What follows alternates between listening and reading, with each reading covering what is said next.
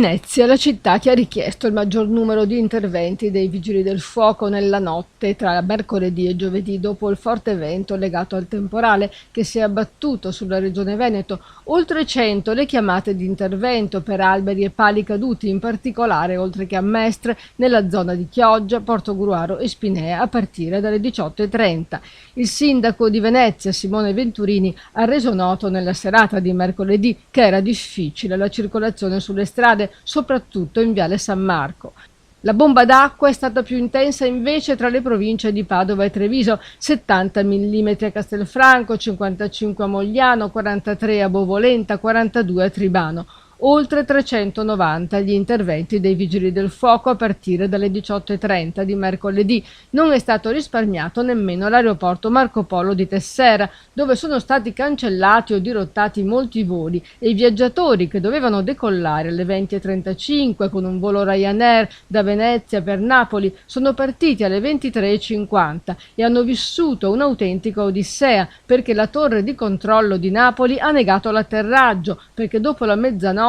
lo scalo non è più operativo e dunque i passeggeri sono stati dirottati a Roma e con un bus hanno raggiunto Napoli verso le 5 del mattino.